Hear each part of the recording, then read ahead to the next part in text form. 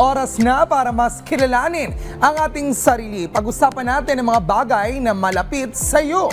It's time for another kwentuang All About You. Kasama ang millennial psychologist na si Rian Portugues. Panoorin natin ito.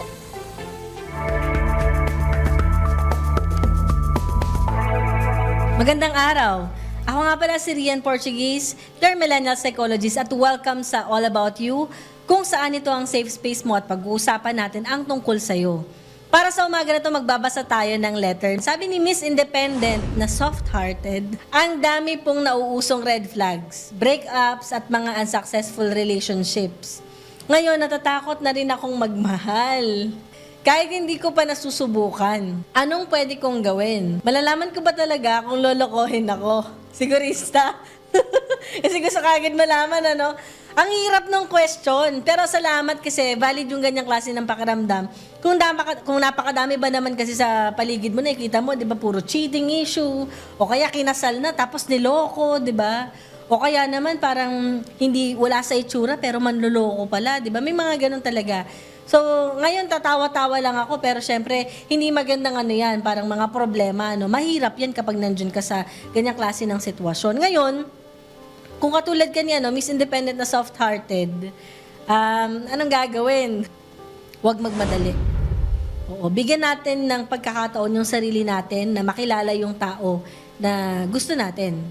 Kasi dito natin malalaman talaga kung meron bang pagkakaiba or pagkakapareho tayo doon sa tao na yon. Alamin kung parehas ba kayo ng mga pinapahalagahan. Kapag sinasabi natin pinapahalagahan, ibig sabihin nito yung mga values, 'di ba?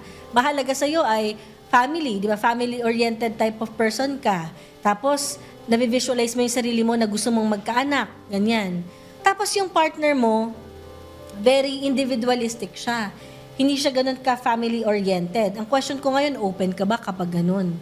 Tapos gusto mo magkaroon ng anak, itong partner mo na gusto ngayon or kasama mo, gusto pala niya ng child-free.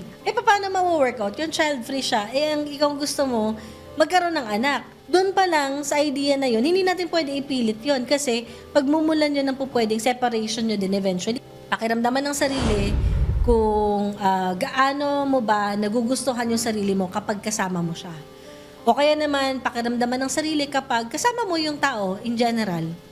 Magaan ba siyang kasama? Siyempre sa simula, sabihin natin, magaan, masaya. O kasi okay siya ganyan. Pero yun nga, tulad ng sabi ko, ipapartner mo tong tip na to, dun sa una kong tip, bigyan ng time. Dun mo makikita kung hanggang saan. Diba? Gaano ba ikaw kakomportable. At the same time, dito mo din mapapakiramdaman yung sarili mo kapag may mga lumalabas na differences. Ayan, paano ninyo i-manage yung mga differences na to? Siyempre, tignan mo din maigi kung gaano ka ba ka-open para i-workout itong mga to. Diba? At saka siya. Enjoy mo yung process ng paghahanap ng taong talagang nababagay sa'yo.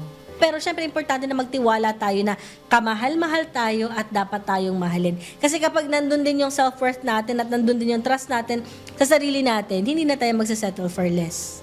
Ayun.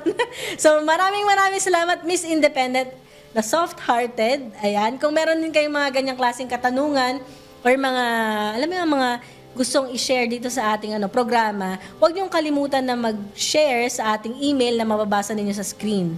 So muli po, ito po si Rian Portugues, your millennial psychologist, at maraming salamat.